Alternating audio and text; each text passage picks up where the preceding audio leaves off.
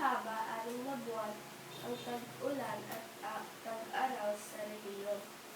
Samantala, maikli lamang ang tag-araw sa gawing silangan ng rehiyon dahil madalas itong daanan ng bagyo.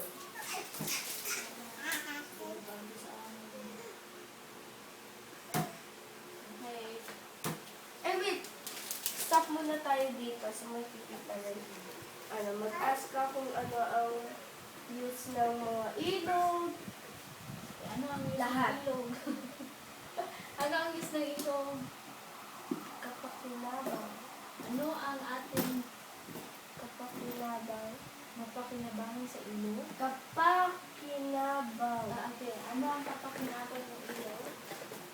Ito ay pwedeng pantubig sa mga pananim at mainom na pangistaan dahil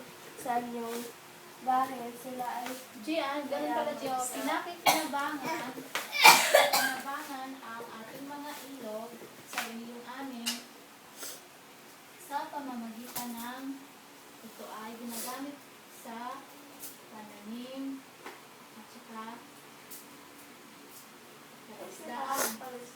palaisdaan. At saka di ba? Pasyalan din. Napasyalan din kayo. at yun sa mga ilang na tayo. Yun sa tubig nila. Oh, sige, anong tubig? Makapakinabang na tayo eh.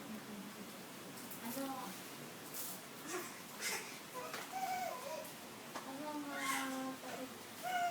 nandito ko sa loob?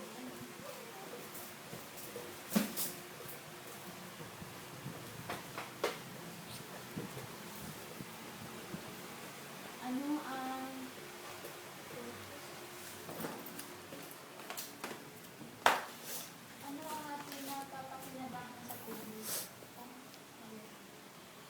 Ano ang gamit ng tubig?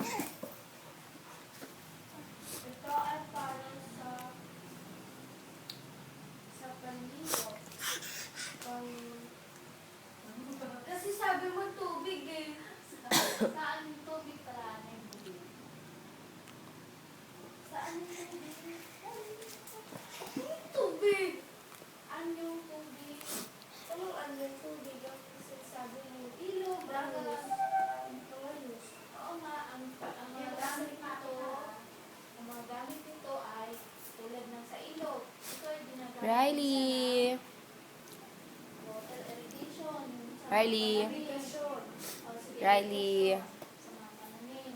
Riley. Tulad ng tubig dagat, Papa. katulad ng sa tabang, ginagamit sa palaisdaan. Riley.